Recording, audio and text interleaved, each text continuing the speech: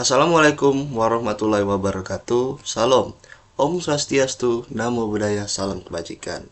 Perkenalkan, saya Ari Widaminanda dengan NPM D1D024047, di mana kali ini saya dan teman-teman saya akan menyampaikan presentasi kami mengenai materi perubahan dan inovasi organisasi, di mana saya tidak sendiri, tapi saya ditemani oleh teman-teman saya luar biasa. Yang pertama, saya memiliki teman yaitu Ria Mirdiansa, kedua Friska Dwi Putri, ketiga Sherin Novelia Margareta, keempat Zakira Aisyah Gladia Yozel, di mana kami saat ini akan membahas tentang perubahan dan inovasi organisasi. Latar belakang yang kami bahas tentang kali ini adalah dalam era globalisasi yang kuat dan digitalisasi yang pesat, lingkungan bisnis telah mengalami transformasi signifikan yang mengharuskan organisasi untuk terus beradaptasi. Kompetisi yang semakin meningkat dan semakin ketat, perubahan preferensi konsumen yang cepat, dan kemajuan teknologi yang eksponensial telah menciptakan lanskap bisnis yang sangat dinamis. Organisasi yang tidak mampu merespon perubahan ini beresiko kehilangan relevansi dan posisi kompetitif mereka. Contohnya itu salah satu adalah brand Nokia ataupun brand HP yang eksis pada tahun 2000-an hingga 2010-an, di mana bukti empiris menunjukkan bahwa lebih dari setengah perusahaan Fortune 500 bahkan pada awal milenium kini telah tidak lagi beroperasi. Sebagian besar karena tidak kemampuan mereka untuk berinovasi dan mengelola perubahan. Fenomena disrupsi industri dan telah merevolusi berbagai sektor dan retail hingga transportasi, media, dan perbankan membuktikan bahwa tidak ada lagi industri yang kebal terhadap perubahan. Dalam konteks ini, kemampuan organisasi untuk berinovasi dan mengelola perubahan telah menjadi kompetensi inti menentukan keberlangsungan dan pertumbuhan bisnis. Definisi inovasi. Inovasi dapat didefinisikan sebagai proses penciptaan, pengembangan, dan implementasi ide, produk, layanan, atau metode baru yang menghasilkan nilai tambah bagi organisasi dan pemangku kepentingan. Inovasi melampaui sekedar penemuan karena mencakup aspek praktis berupa penerapan ide kreatif untuk mencapai keunggulan kompetitif. Dalam spektrum inovasi terdapat beberapa kategori utama, yaitu inovasi inkremental yang melibatkan perbaikan bertahap pada produk atau layanan yang sudah ada. Yang kedua, inovasi radikal yang menghasilkan perubahan fundamental. Yang ketiga, inovasi disruptif yang menciptakan pasar baru dan akhirnya mengganggu status quo. Yang keempat, inovasi proses yang meningkatkan efisiensi operasional, serta inovasi model bisnis yang mentransformasi cara organisasi menciptakan, menyampaikan, dan mengambil nilai. Semua bentuk inovasi ini berperan penting dalam adaptasi organisasi terhadap lingkungan yang berubah, mempertahankan keunggulan kompetitif jangka panjang. Perubahan organisasi. Perubahan organisasi merupakan proses transformasi yang sistematis di mana organisasi bergerak dari kondisi saat ini menuju keadaan yang diinginkan untuk meningkatkan efektivitas dan memenuhi tuntunan lingkungan bisnis.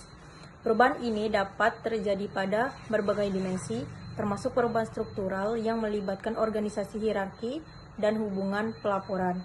Perubahan strategis yang menyangkut reposisi di pasar atau pergeseran arah bisnis, perubahan proses yang berkaitan dengan pengembangan cara kerja baru, perubahan budaya yang melibatkan transformasi nilai, keyakinan, dan pola pikir organisasi, serta perubahan teknologi yang mencakup adopsi sistem dan alat baru.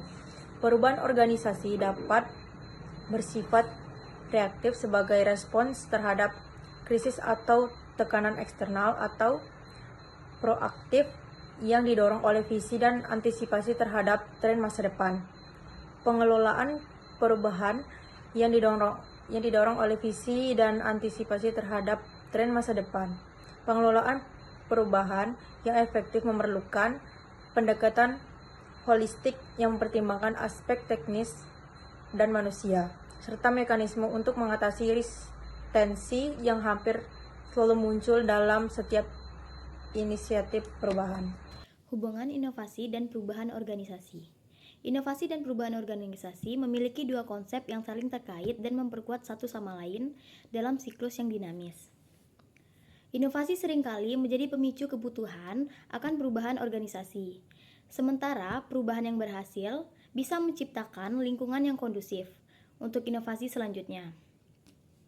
Organisasi yang ingin mengimplementasikan inovasi substansial hampir selalu memerlukan perubahan pada struktur, proses, atau budaya untuk mendukung realisasi inovasi tersebut. Begitupun sebaliknya, perubahan organisasi yang efektif sering mendorong pemikiran kreatif dan mendisrupsi pola lama yang menghambat inovasi. Keduanya memiliki faktor pendukung yang serupa seperti kepemimpinan visioner, budaya terbuka terhadap ide baru, dan kemampuan beradaptasi. Tantangan utama yang dihadapi dalam inovasi ini seperti resistensi terhadap perubahan dan kecenderungan untuk mempertahankan status quo juga merupakan hambatan signifikan dalam inisiatif perubahan organisasi. Dengan demikian, organisasi yang ingin berkembang dalam lingkungan bisnis yang kompetitif perlu menguasai keduanya sebagai kompetensi komplementer. Model inovasi organisasi. Untuk mengimplementasikan inovasi secara sistematis, ada berbagai model telah dikembangkan dan diterapkan di organisasi modern. Model design thinking menawarkan pendekatan yang berpusat pada manusia untuk memecahkan masalah kompleks. Dimulai dengan empati terhadap kebutuhan pengguna, dilanjutkan dengan ideasi, prototipe, dan pengujian solusi. Pendekatan Lean Startup menekankan eksperimen cepat, mengumpan balik pelanggan, dan pembelajaran iteratif untuk mengurangi risiko kegagalan produk baru. Konsep Open Innovation mendorong organisasi untuk memanfaatkan sumber daya dan ide dari luar perusahaan. Bisa melalui kolaborasi dengan pelanggan pemasok, universitas, atau bahkan pesaing. Model ambidextrous organization menyoroti pentingnya menyeimbangkan eksploitasi atau meningkatkan efisiensi bisnis yang ada dengan eksplorasi atau mencari peluang dan pasar baru. Framework Three Horizons membantu organisasi mengelola portofolio inovasi dari perbaikan jangka pendek hingga peluang pertumbuhan masa depan.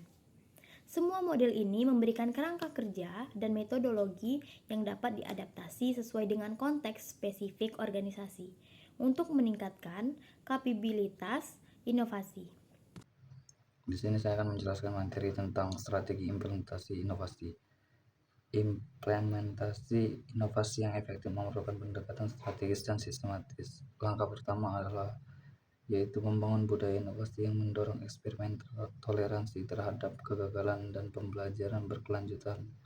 Organisasi perlu pengembangan sistem manajemen ide yang komersif untuk menangkap, mengevaluasi, dan mengimplementasikan usulan dari seluruh tingkatan organisasi. Kolaborasi intens mesti menjadi krusial untuk menggabungkan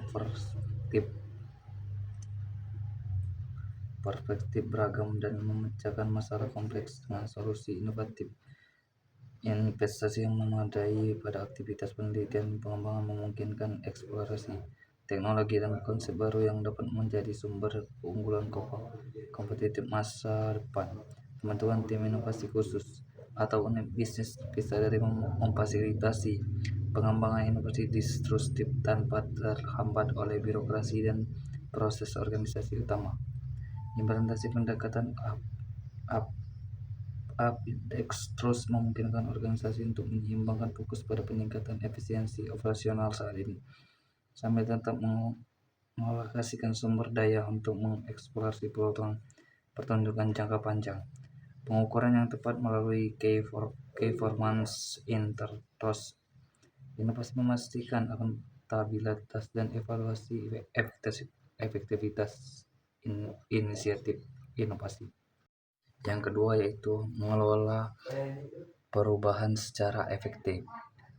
Manajemen yang efektif membutuhkan pendekatan komersif yang mengatasi aspek teknis dan manusia dari transferasi elemen krusial.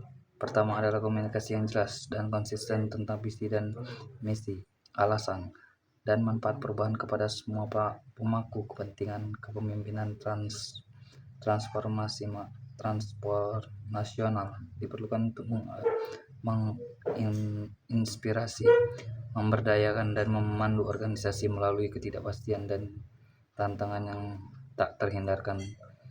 Keterlibatan karyawan dalam proses perancangan dan implementasi perubahan meningkatkan rasa memiliki dan mengurangi resistensi. Pengembangan strategis manajemen resistensi yang produktif memungkinkan organisasi untuk mengantisipasi kekhawatiran, mengatasi ketakutan, dan mengubah skeptisisme menjadi dukungan. Pelatih dan pengembangan kapabilitas memastikan bahwa karyawan memiliki kompetensi dan kepercayaan diri untuk beroperasi dalam lingkungan baru.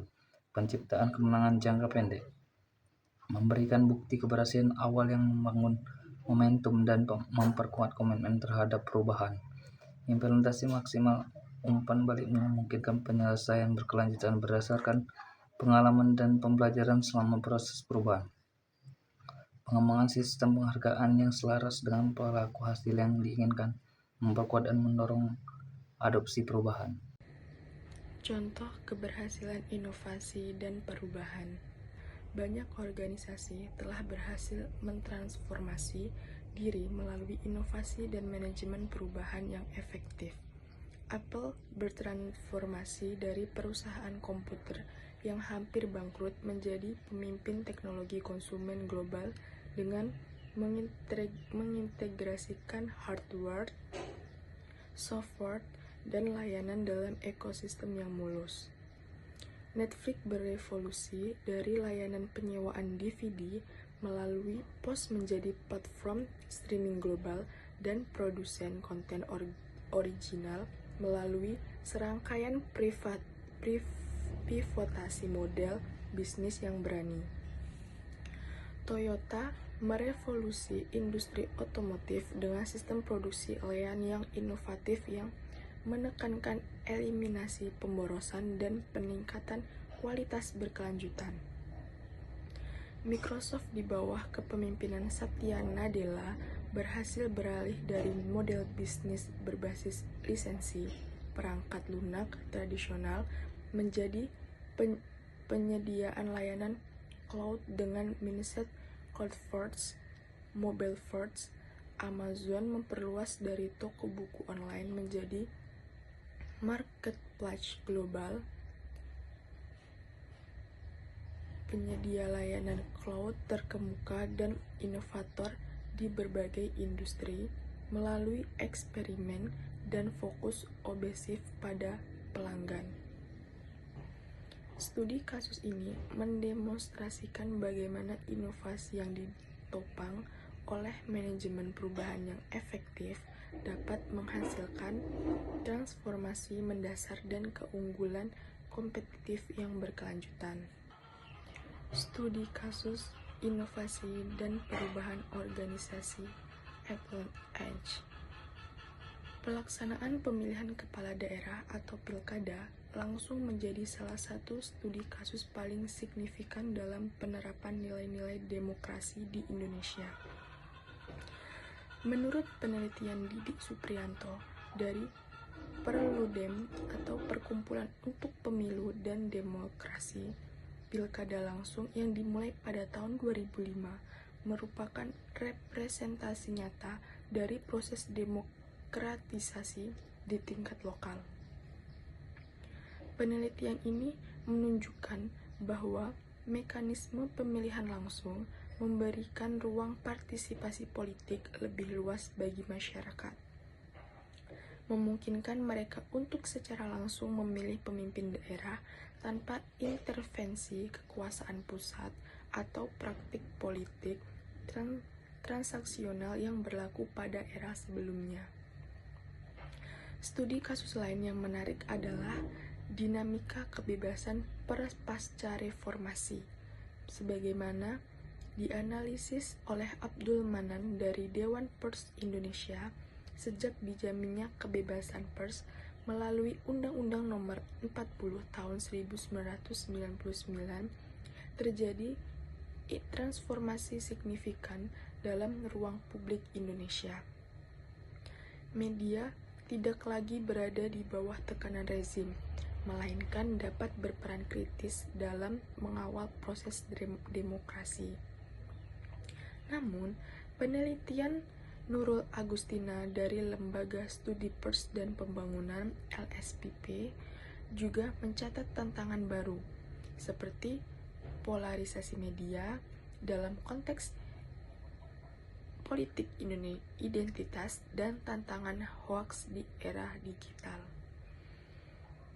yang menunjukkan kompleksitas implementasi nilai-nilai demokrasi dalam konteks kebebasan informasi. Begitulah kesimpulan perjalanan perubahan inovasi organisasi, di mana pada kesimpulan perjalanan ini dalam lingkungan bisnis yang terus berubah dan semakin kompleks, kemampuan untuk berinovasi dan mengelola perubahan bukan lagi pilihan tetapi imperatif strategis bagi organisasi yang ingin bertahan dan berkembang. Inovasi yang efektif memerlukan kombinasi kreativitas, eksekusi yang disiplin, dan keselarasan strategis. Sementara perubahan organisasi yang berhasil membutuhkan pendekatan sistematis yang mengatasi aspek teknis dan manusia dari transformasi. Keduanya memerlukan kepemimpinan yang visioner yang dapat menginspirasi pemandu organisasi melalui ketidakpastian dan stabilitas. Organisasi perlu menemukan keseimbangan antara stabilitas dan fleksibilitas, mempertahankan efisiensi operasional saat ini sambil tetap beradaptasi terhadap peluang tantangan masa depan. Inovasi dan perubahan bukan tujuan akhir tetapi perjalanan berkelanjutan yang memerlukan komitmen jangka panjang, pembelajaran terus-menerus, dan kemampuan beradaptasi. Pada akhirnya, keberhasilan transformasi organisasi bergantung pada keterlibatan dan motivasi individu yang membentuk organisasi. Dengan memahami prinsip-prinsip dan praktik terbaik dalam inovasi dan manajemen perubahan, organisasi dapat memposisikan diri mencapai keunggulan kompetitif yang berkelanjutan di era disrupsi dan ketidakpastian.